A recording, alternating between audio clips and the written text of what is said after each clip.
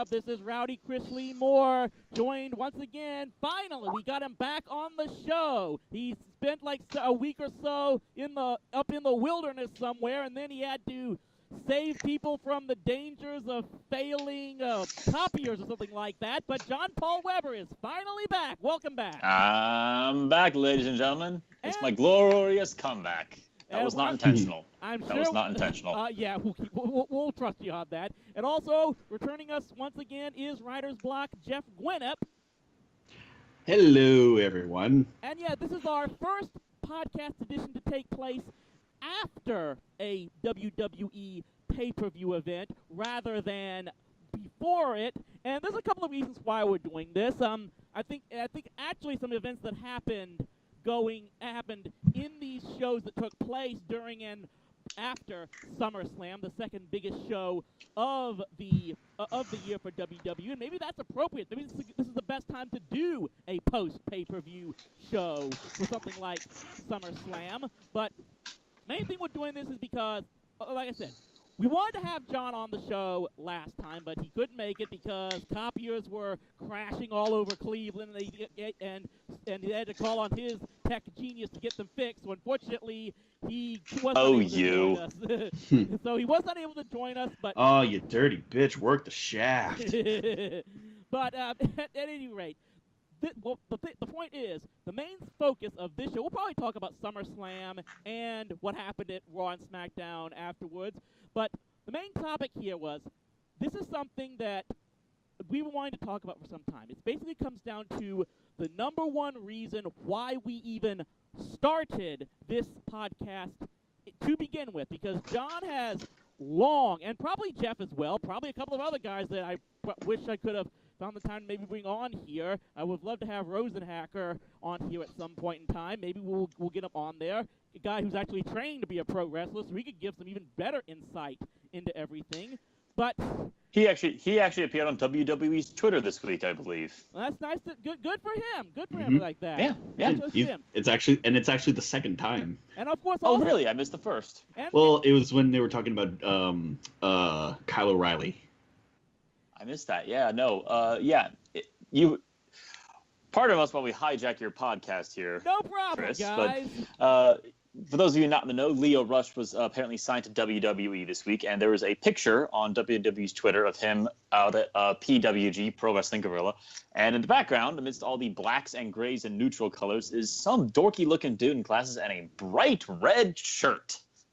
That's on Rosenhacker. I'm wondering, you know what? I'm wondering if that's the same show that I was there at. Was there anything about a guy in a WrestleMania, in a blue WrestleMania shirt there? Because I actually got to go. Not in that picture, no. Perhaps not. But like I said, I actually got to go to a PWG event with Rosen. It was while I was over there in SoCal working with him to record some footage because I'm going to step in and hijack this for a cheap plug that you want to catch Rosen. He's in the premiere edition, the episode, and actually hope to be a regular character on my new Rowdy and Friends sitcom, which will debut publicly this Monday, August 28th. But if you're a subscriber and a contributor to Rowdy C Productions Patreon, you can get that right now along with the season premiere of TV Trash. So any Rosen fans out there, you can check his latest endeavor in the internet world, as well as he's trained to be a pro wrestler. But let's try to get back on topic again. Is that yes, let's. The whole reason of this show, and the reason we decided to do this podcast, is because for the better part of more than a year now, I am not afraid to admit that I have been spending a lot of time on social media making some very loud criticisms of the state of professional wrestling, and more specifically to a certain sect of the wrestling fandom, the group that is most generally known as the Internet Wrestling Community, the IWC, or even more colloquially and blatant, the Smarks, if I like to call them, the Smart Marks, or whatever they like to be called. Some people like Mr. Weber here have taken up issue with some of the things I've said about these fans. So for this episode, primarily, I'm just going to try my best to lay out most, if not all, of the issues I have with these fans, and finally give John and Jeff And maybe anyone in the comments when this gets posted up to voice their opinions once I get this posted online to offer their rebuttal. So what exactly is it that I don't care for about these Smarks? And keep in mind, this comes from my experience of having been a fan of actual competitive sports for many more years before I became a wrestling fan. When I got into wrestling, I looked at it as just as much a similar form of escapist entertainment as all of the TV shows and movies that I've watched and subsequently, have been reviewing online and everything. What gets me is it started back around 2010 when, about 2010, 2011 or so when I just started, when I really started to notice that some wrestling fans really started to be taking this stuff way more seriously than I thought they should. Because first off, I started seeing stuff online about some fans were establishing like a system of guidelines for how real wrestling fans act. How you never cheer for straight up baby faces or heels. You cheer for the best pure wrestler, whether he's a good guy or a bad guy. Stuff like that. It just seems like over these years, especially building up to WrestleMania 32 2 years ago, which I got to see in person, one of the greatest experiences of my life as a wrestling fan to finally see it, and just with all of the extreme backlash that sports entertainment is getting more than ever, it's that what I don't understand is why these fans, they claim they know that wrestling is all staged and predetermined and whatnot and whatever nicer term you want to use in place of fake. But they still act like it needs to be treated every bit as seriously as the actual competitive sports that I've been viewing for years. They get as pissed off about what they think is a bad wrestling storyline as I get over the Rangers losing. And that's just something I've just never understood. And I want to make sure to preface this. I understand that there are risks taken in performing wrestling. There's risks in everything. You are have the risk of getting seriously hurt no matter how much you're planning everything in advance. But what I think a lot of these wrestling fans seem to miss is they don't understand how much of a big deal the outcome being predetermined is in sports. How sacred actual pure competition is to so many people who follow sports. And it's because of that that I have friends who are in the sports media even. I mean, Richie Witt, good friend of mine. I'm going to try to post this in the comments of the video. I'm going to link it to my friends here over Skype so they know. But this guy wrote a column. This guy's been a sports writer for like 30 years in DFW. And he left and he posted this article right before WrestleMania 32 where he basically says, this is the most disgraceful event to ever be held in the Cowboy Stadium. Essentially, Jerry Jones should have more pride than to have a fake sporting event be held in the home of the Dallas Cowboys. And like I said, when I see the actions and the talk of so many of these smart wrestling fans, I don't have a good argument against stuff like what Richie is saying. I'm going to try to stop myself now and give my colleagues the chance to fire back now.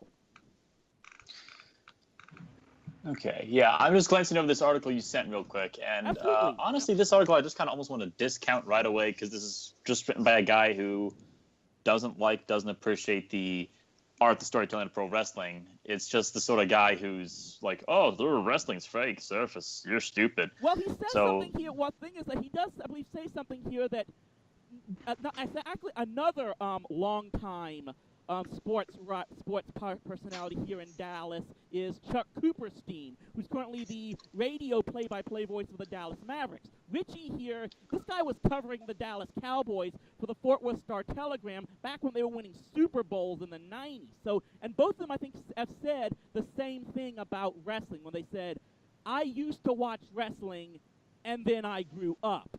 And I think there's a real sense there when I hear that, this is the idea I get from those guys is they kind of felt betrayed when they had to accept the truth that wrestling was predetermined. And I think there's a sense there that it comes back to that fact that before Vince K. McMahon came along, there was a practice in wrestling that the promoters behind it kept trying to tell people it was real.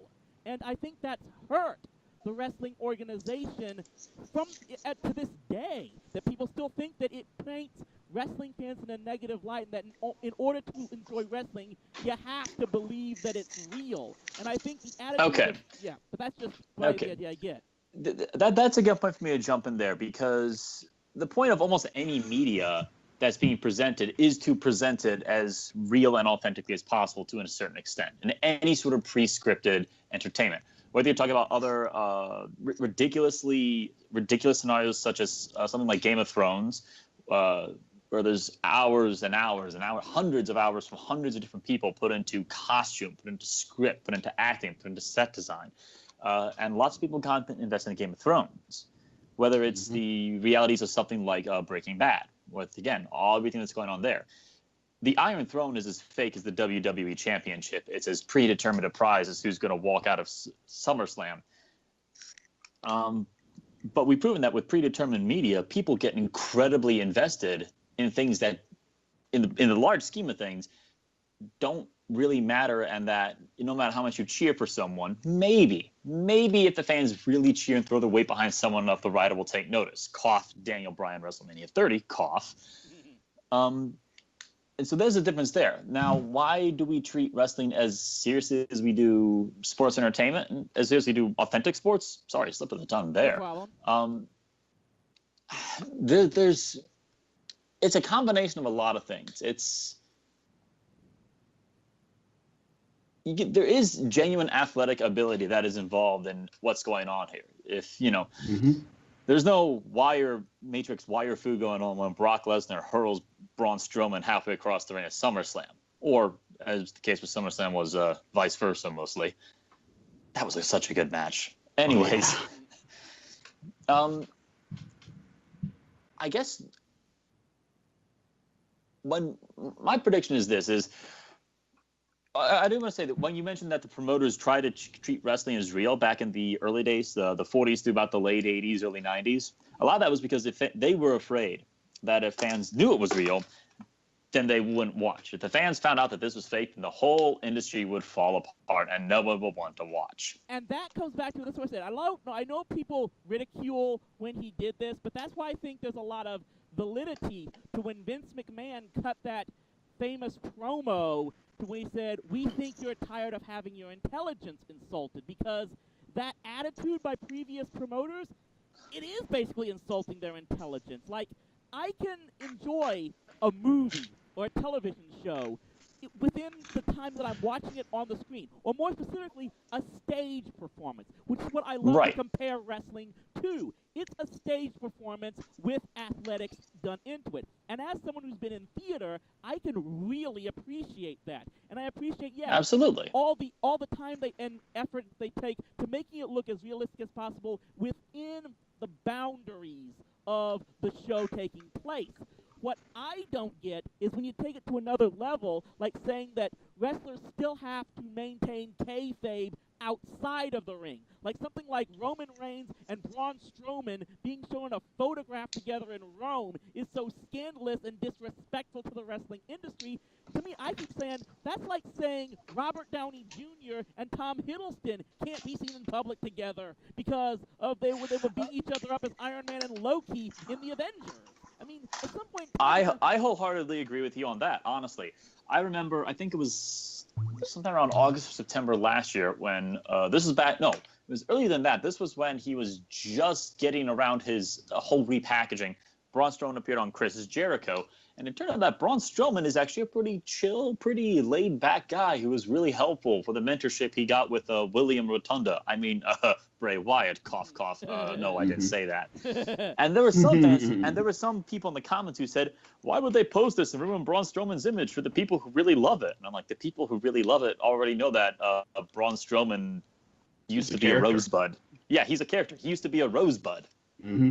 So, if you're upset that, if you're upset that you see this because you're that big a fan of the product, then I don't think you're really as big a fan of the product as you understand.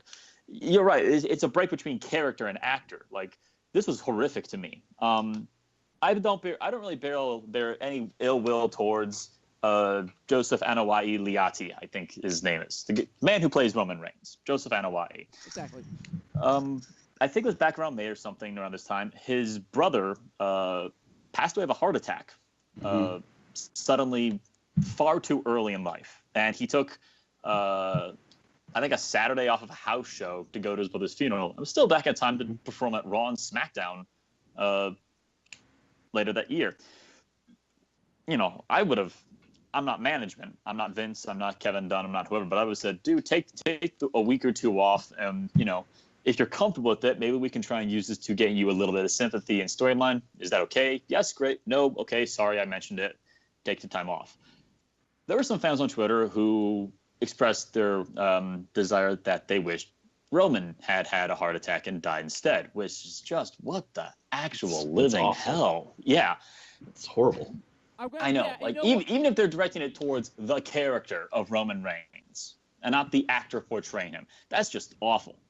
I do want to actually say, you know what, just to make certain that we probably hopefully don't think kind of like this, I actually want to take this time, kind of go a little bit off topic and say that I do want to extend my condolences to Dana Brooke, who sadly, of course, her boyfriend died just about a couple days ago. So always very upsetting incident for there. And so just hopefully that everything is going to work out just fine with her and her family as well. I did not know that. My apologies, my sympathies to Miss Brooke. Yeah. Of course, condolences to her, her family, and to him and his family as well. Yeah, absolutely. So hopefully we can gotten that taken out of the way. So basically, I want to go back to get back on topic. Then maybe talk about something that for me was a little bit better, but it kind of goes to the source of why this whole issue I have with how seriously Smarks take wrestling is. So I want to actually go back to something. It's what makes me just something I can never understand is why they take the issue of certain guys like deserving or being like how great winning a wrestling championship is. Now, you become the champion of a wrestling organization. That's clearly a big deal. Management looks upon you as someone who's worthy of being the number one face of your brand. So, for anything, becoming a wrestling champion is more about taking on responsibility as it is a major accomplishment, to be perfectly honest here. So you basically gave something there. So I'm not trying to take anything away of it, but it's the fact that it still was something that management chose to give them as opposed to something else. I'm about going to give you guys another link to something that if you want to listen to this YouTube clip, and I'm going to post it, I'm going to try to share it on the stage here. I'm going to give you one of the biggest reasons why that I have such an issue with that attitude toward wrestling. Feliz the high set. Here comes the pitch. Breaking ball, strike three call. The Rangers are going to the World Series. In the 50th year of the franchise, in their 39th year in Texas, under a full moon in Arlington, the Texas Rangers have won the American League pennant. Well, apparently my son heard something pretty loud in his ear, but I got the basic gist of it there. What you just heard... It appeared to be an audio clip of the Rangers winning the playoffs and going to the World Series. Now, if I had to take a guess, from what I've seen, this happened in 2010 or 11? October 22nd, 2010, almost pretty much 7 years to the day almost. Exactly. This was the greatest moment of my life as a sports fan. I was in Section 53 in left center field when this exact moment happened, when Neftali Feliz got Alex Rodriguez to strike out looking for the Rangers to clinch their first trip to the World Series in franchise history. If you were to poll Rangers fans as to how they would want to see them go to the World Series, that would be what everyone would say they want to see happen. Strike out A-Rod to beat the Yankees and win the pennant. What made it great was it was unscripted. This is because one of the worst counter arguments I get from wrestling fans is their claim that, oh, other sports are just a stage 2. They're just lying about it. That is absolute bull honky that I can tell you from the other.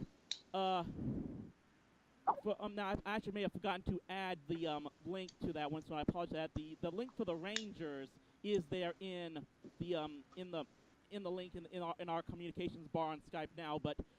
I see it. Yeah, I see it. Yeah, no, other sports are not as scripted. Yeah, I used to go to Indians games all the time in the mid to late 90s, back when the Indians were still the Indians got good again, but I was there for a lot of the Indians games in the 95 to 98 series when the Indians were white hot. And I also I live in Cleveland, so I also get to deal with the Cavaliers. Awesome. And the that football team that's based on a single color, which let's gloss right over that. It's funny you should mention the Cleveland Cavaliers and their certain greatest player, because that's why I want to bring up to the second biggest memory that comes to why I have so much issue with these claims that regular sports are just as scripted. I've given you guys that link. Bear with me if this sounds loud again to you guys, and I apologize to this. But here we go. Dirk touches it, the Kid. Clock ticking down, 6 to shoot. Here's Kid, 5 to shoot. To the cutting Dirk down the lane. Yes, there it is! There it is! And the Mavericks are going to win the championship. They lead by 11. The arms up in the air. As they come back down the floor defensively, Chalmers is stripped by Terry, saved by Chandler, into the hands of Kidd. He's fouled by Bosch with 18 seconds to go. Boy, and I'm looking at Dirk. He's just covering his head right now. He is so happy to finally get a championship. Okay, you want to talk about a moment in sports that no one could have seen coming, and it could never have ever been scripted. It was the 2011 NBA championship by the Dallas Mavericks. Because let's bring this back up. Everyone was just wanting to hand the trophy over to LeBron James's Miami Heat. They would have been a marketing cash cow for the NBA. The first 5 games of that series were decided by double digits. 3 of them decided on the last play. Miami held a fourth-quarter lead in those first 5 games. Mavericks won 3 of those games and went on to win the championship. If the NBA was rigging and staging games, Mavericks do not win that championship, especially since David Stern has long had his issues with owner Mark Cuban. And I apologize for just bringing this stuff up, but it's just that just comes to show that when I got to witness those championships and finally see for myself what actually competing and winning really means when you have a vested interest in wanting to see a team win, that's when it really hit me is just winning a championship in professional wrestling does not come close. You cannot tell me, even as much within a storyline of a feel-good story it looked like, I can't equate Daniel Bryan winning the title at WrestleMania 30 to anything like this. And the thing is, you just cut off what I was going to say, because I was going to say the closest thing that I can think of. Okay. Let me preface this. I am not a fan, really, of real sports. Maybe it's because I live in Cleveland. I got burned by the Cavs and the Indians and the Browns for too long. Maybe I got burned out videotaping too many baseball games with players around here. Maybe it's because I used to be an umpire for a little while for Little League. Let me tell you something. Little League parents are the worst thing ever. We could tell. I'm sure you've got stories, and I'll believe every one of them. I once had a parent threaten to sue me over a bad call. We'll get into that. So that's a story for another time. Oh, sure. And I understand what you mean. For different people like different things. You have people who prefer entirely pre-scripted entertainment, like I do. You have people who don't like pre-scripted entertainment, especially in the world of athletics. Like a lot of people who are like, wrestling's fake. I don't know why people like it. And then you have people who fall in the middle. And the thing is, there's people who fall in the middle, and there's lots of different ways. There's people who fall in the middle for different reasons, and there's lots of different ways to enjoy wrestling. Some people enjoy the more comedic, bizarre stuff, like Enzo Amore looping himself up and slipping out of a shark cage at 30 feet. Or I don't get if you watch the indie stuff. if you watch indie stuff, Joey Ryan's Power Penis.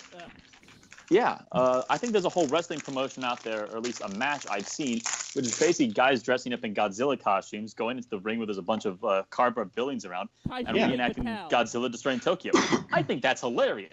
I don't know if they set an entire promotion around it, but, then you have things which are more puroresu, things like New Japan, even though in New Japan, one of the hot angles right now is a guy mourning his stuffed cat. And I think, and then there's WWE, which I think has a bit of an identity crisis sometimes in that it doesn't know what it wants to be. I think we have that saved up as a topic for another discussion. But it also does put WWE in this inevitable, unenviable position where being the largest game in town by a magnitude of at least, I think something like 2,000%. If New Japan is the second largest wrestling promotion in the world, it still has only a 20th of the size and market share and everything that WWE does. That puts a whole crap ton of pressure on WWE to try to be everything to everybody, which means that it's hard to find a consistent audience that is consistently happy all the time. I think that's a big issue they're dealing with now. They're trying to please everyone, and you ultimately end up pleasing no one. That's a big difficult thing you have, and that's why I keep saying is I think the biggest issue they have is they're trying to appeal to a smart crowd that's never going to be satisfied. And if anything is proof of that, I would say what happened the last 2 days on Raw and SmackDown and the crap that crowd in Brooklyn was pulling for those nights, which not just got me, but I think got Jeff even more frustrated than I was even, seeing those beach balls bounce around during matches that crowd supposedly was going to like. I don't get that, yeah. I don't get the beach balls. And hell, there was that SmackDown that happened a couple weeks back where the main event was Cena versus Nakamura was here in Cleveland. I should have gone to it. I didn't. I had a date that night. It would have been interesting to go to see the live experience. Next time WWE's in town, I will see if I'm close enough that I can take a look at it. But yeah, that's one of those things where I'll defend Smarks on some stuff. Not a lot of stuff, but some things. Mm-hmm. I want my pre-scripted entertainment to be good. I want to be, as emotionally rewarding for us as the NBA Finals and the Rangers going to the Blazers were for you. I want my entertainment to be actually good quality entertainment. There's nothing wrong with that. But then to go and actively sabotage the product with CM Punk chants, with beach balls, with the 10 chant interrupting the referee's 10 count. You can't actively sabotage the product and then complain that the product's not good. I don't get those people. And look, not all of their chants are bad. I love the Joe is gonna kill you chant that they do for Samoa Joe. They can be creative, but stuff like "We are awesome" that chant in particular can tie itself to a boulder and shove it off a cliff. Yeah, with us listening to the Goofy chant as it goes down. Yeah. But I really like some of the stuff that the British crowd did. Send the WWE over to Britain more, because they were the ones who got the Bailey, hey Bailey, ooh, wow, yeah, that was great. Yeah, that was great and fun. And then American audiences picked up on it, and then Bailey got buried. Yeah. If I may, if I may, just for a second. Absolutely. If you have a chance to watch Progress Wrestling, they have some of the rowdiest crowds there. They also have like the most seemingly organized chants there. Sometimes they'll chant like top knot wanker, or they'll even they'll even do little small ballads like with Zach Gibson. He's from Liverpool, I think, and from over there, they apparently there's like some kind of thing where people's car stereos get taken sometimes, and they'll chant, "Where's my car stereo? Where's my car stereo?" Well, how on earth? I don't know. Well, if this is in England, if this is in England, that kind of makes sense to me because those guys are also soccer fans, and those guys have some of the best chants ever. I mean, I watch soccer and college basketball, and what those guys can do, people can do in the stands, is just incredible. So that's why I can enjoy some good chanting. It shows that the crowd is into it, but when the crowd tries to make it about them instead of them trying to show support for the guys in the ring, it's when it crosses the other line. And Well, that's the thing about progress crowds is that they will chant they'll chant almost during the entire match, but they hardly ever make it about themselves. They make it about the guys in the ring. That's who they're there for. Absolutely. That's what they're respecting, because Progress has not just some of the best wrestling in the world, it also has some of the best storytelling. Yeah, and actually that's a good segue to go back into, because I do partially agree with John on one thing. He said that, look, when I watch wrestling, I do want to see good storytelling, whether it's something that may be dramatic or something that's a little bit more comedic, because I actually liked the John Cena versus DX angle that went into in Survivor Series 2009 or 2010 I got. That was something that I could believe. That was a babyface versus babyface matchup that I found entertaining, because, one, they'd all beaten each other in the past, so you could have a feeling that any one of them could win that match at Survivor Series. And all three of them were actually also good trash talkers that they could try to get in each other's heads in a way that we could still like any one of them. But Yeah. so I do enjoy, and I'm trying to remember, did that take place in Cleveland or something? No, I think that was in Washington. Duke's ET may have actually gotten to see that in person, I think, is what happened. But what the issue I have is, like I said, I like good storytelling in wrestling. What I don't get is the idea that it just the idea of so many Smark fans of just put the belt on the best pure technical wrestler and figure it out the rest there. That's kind of the problem I have with someone like Sasha Banks, I'm afraid to admit. Again, this is probably where Jeff, and if he was here, Don East would get on my case about, thinking that I was absolutely wanting to slit my wrists after Sasha won the title back. Well, I'm pretty sure you rented your garments and sat in ash afterwards. Well, okay. Now I'm going to give my chance to defend myself there. First off, the stuff I post on Twitter regarding that, you guys have to know that's to get on your guys' nerves, because, like I said, because I've watched regular sports for so long, I know the difference, and I know that Alexa Bliss dropping that title, that's not going to affect her that negatively in her personal life. She'll be back. She'll probably get the belt back eventually one of these days. I think I have an idea when. So I know it's not the end of the world for her or any performance. And the other thing I said was, of course, I would not mind Alexa Bliss dropping the title if it had been done in a way that was different. Like I said, if Sasha had done something like pull an Eddie Guerrero in the match, when she tries to beat Alexa at her own game by faking an injury, then hitting her with a boot of the belt to try to get something like that, or that would have been something different. But I guess the main thing is that the more I think about it, this is the problem I have with that match in particular. That match should not have ended clean in a straight-up match for Sasha to win. You've already had one straight match with her at Great Balls of Fire, where Alexa where Alexa found her screwed us, cheated away to maintain the belt. So it doesn't make any sense for them just to have another such match and Sasha just finds a way to win. There's got to be one of two ways to do it.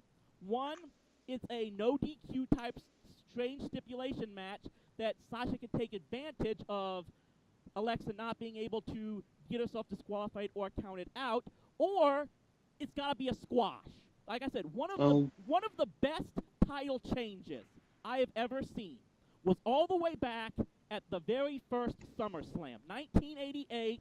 The Ultimate Warrior ends the Honky Tonk Man's record-long run as Intercontinental Champion. This was a guy who had spent more than a year using every duplicitous tactic to hold on to that belt.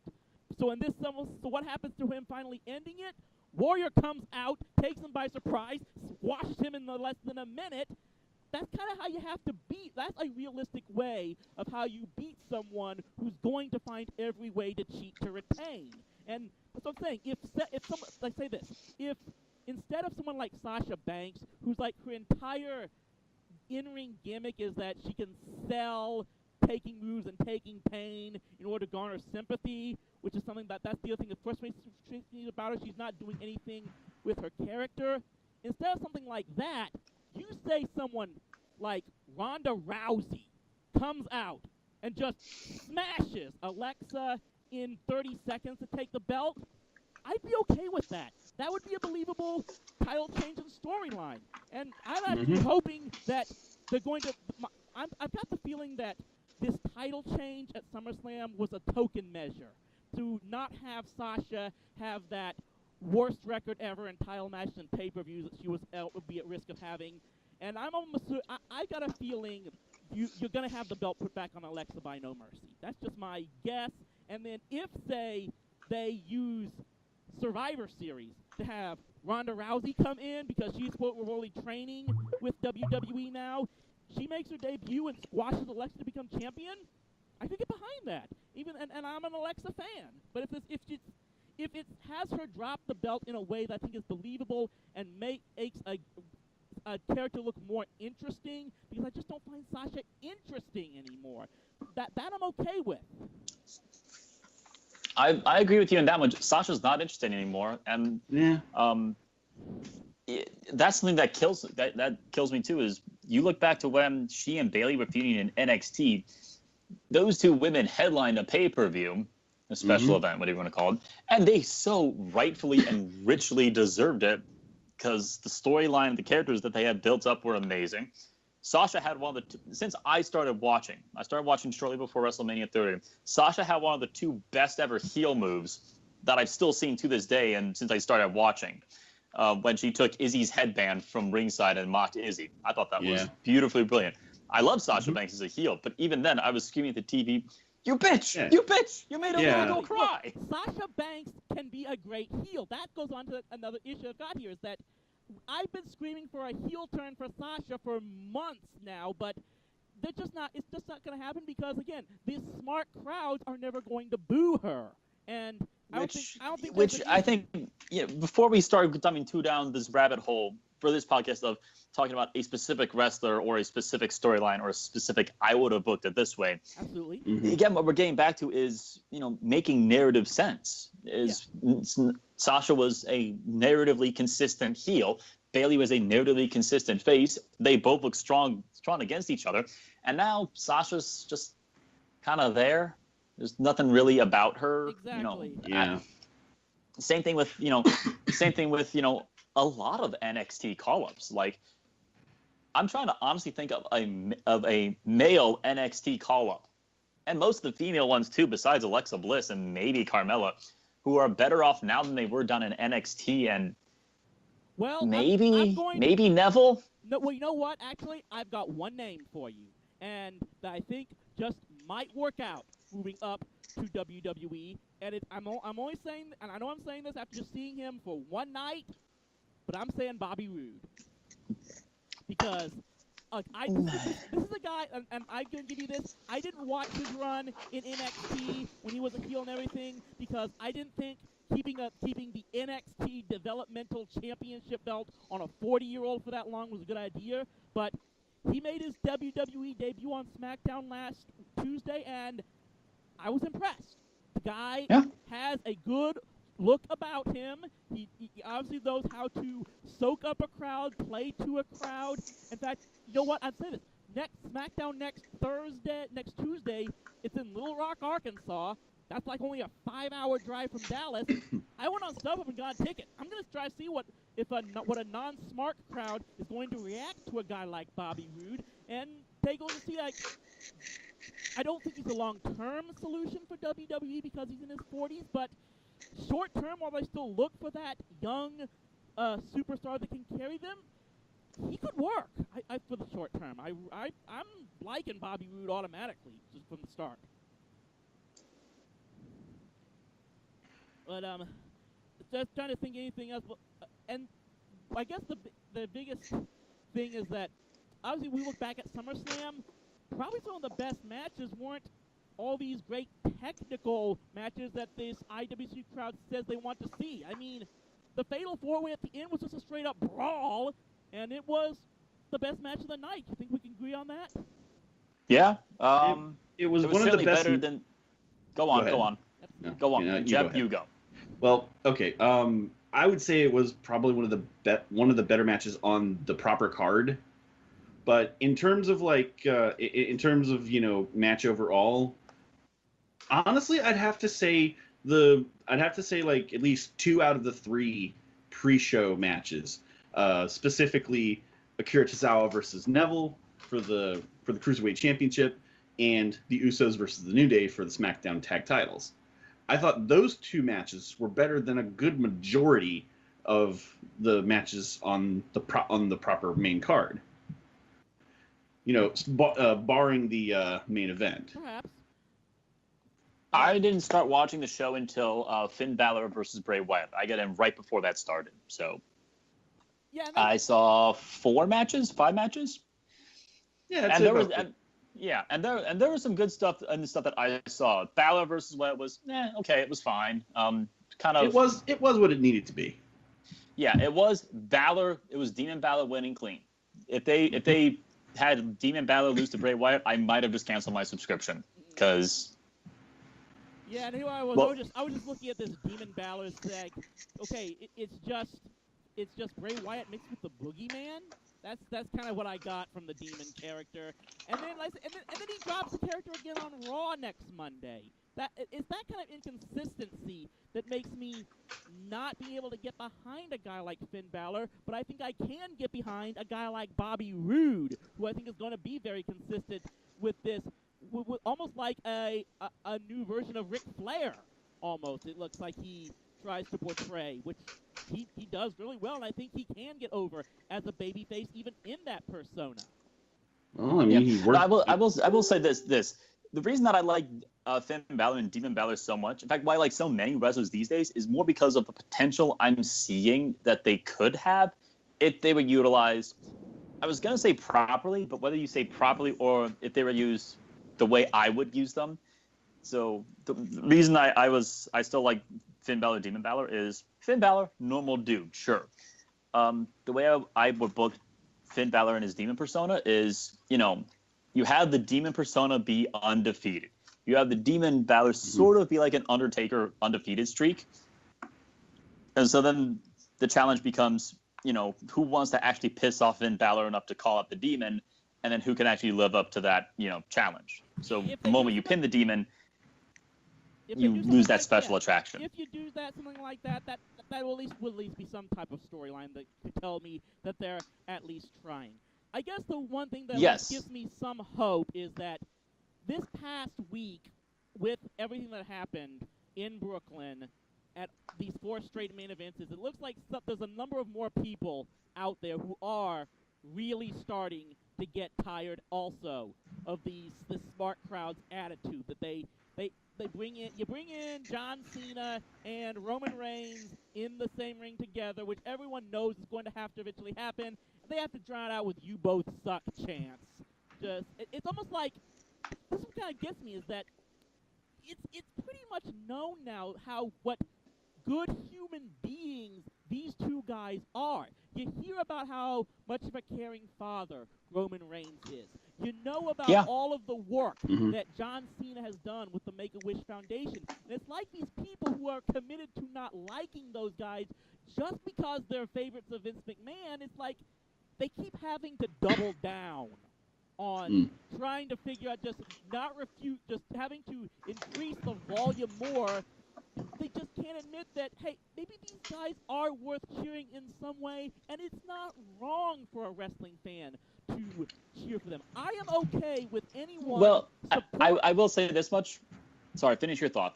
Yeah, just listening. I am okay with anyone choosing to support and cheer for any wrestler they want and boo any wrestler character they want.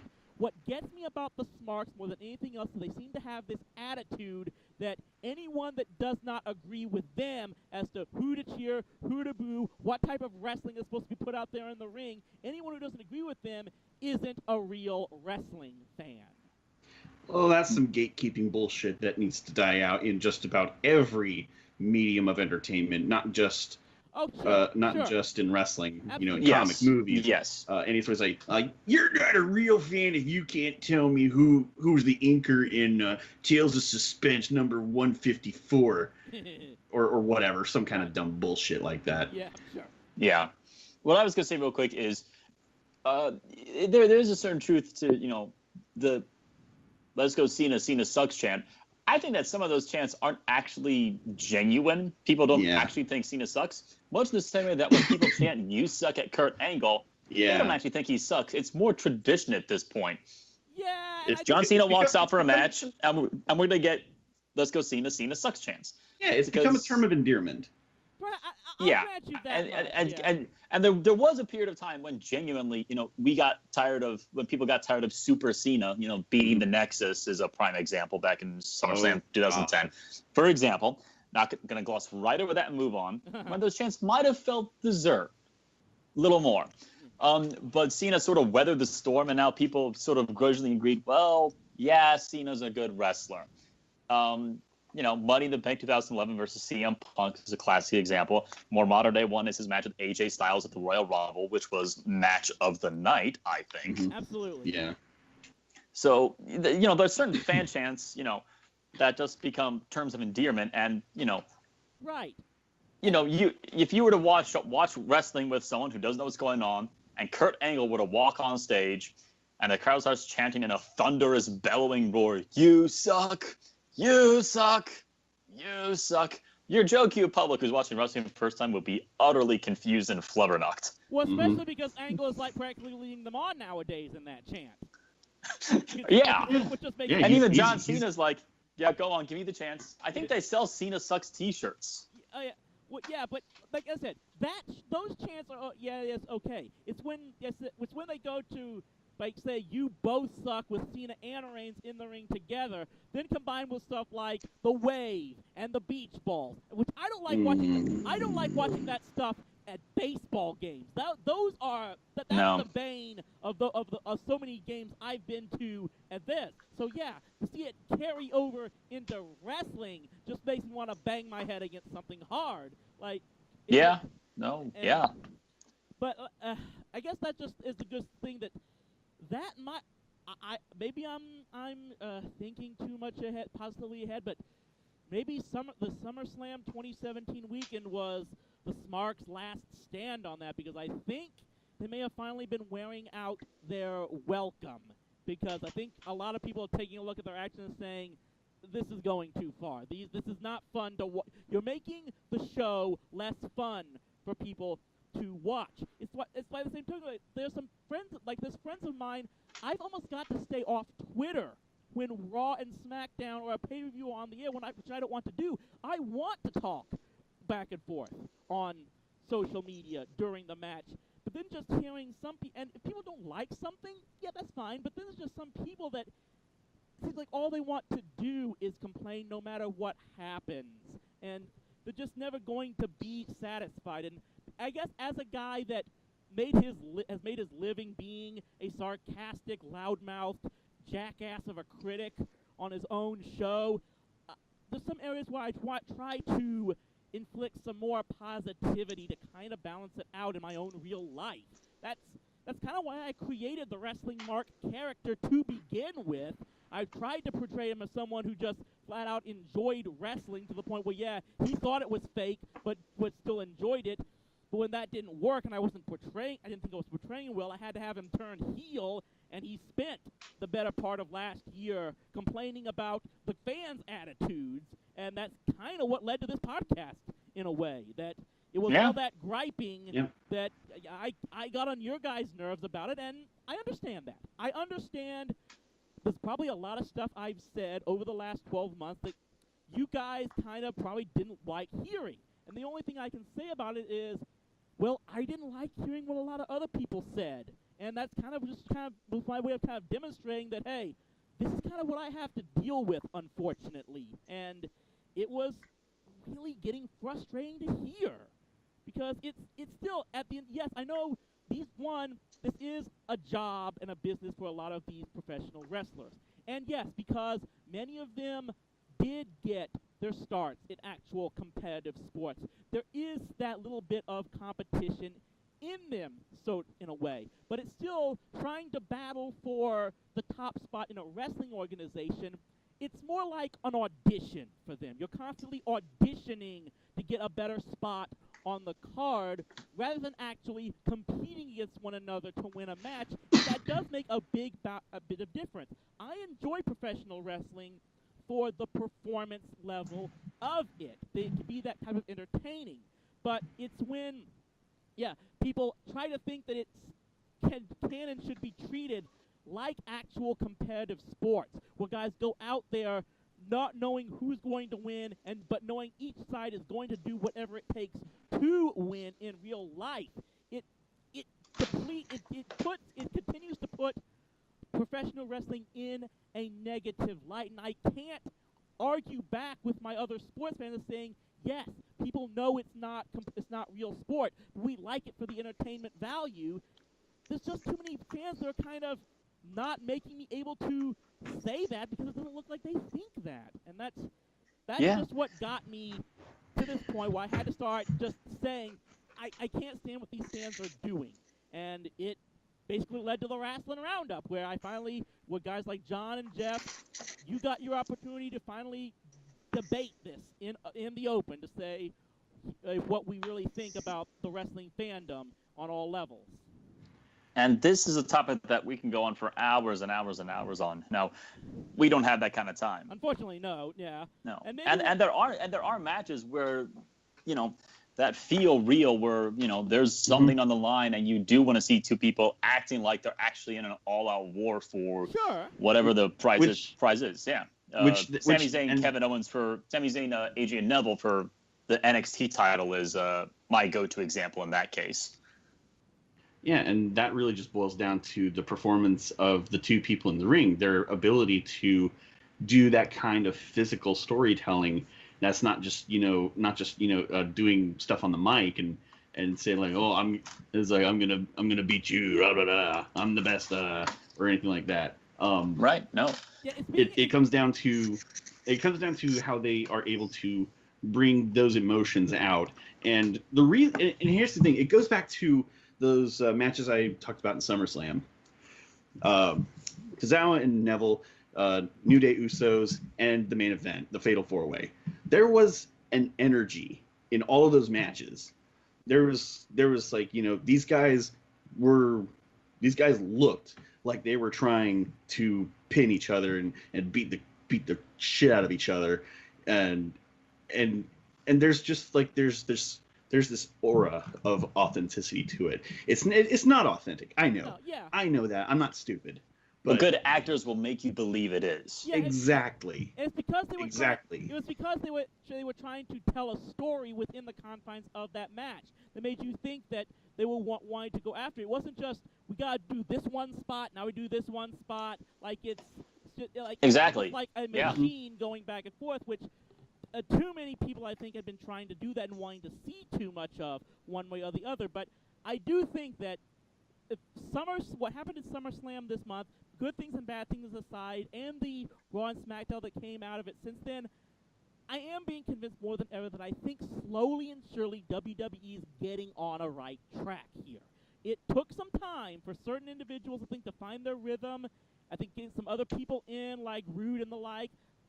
I actually do like, I think, where it's going to be going to. That there's going to be some more compelling stories, I think, going in. And it just depends on being able to utilize one creative has to put the superstars in a good position, which they haven't always been able to do. I'm going to admit that the last couple of years. But it also counts on the performers themselves taking advantage of the position that they're in and maximizing it to the best of their abilities, which I think some people like Baron Corbin and Sasha Banks haven't really done enough of. And I think we need to see a step up in that department there.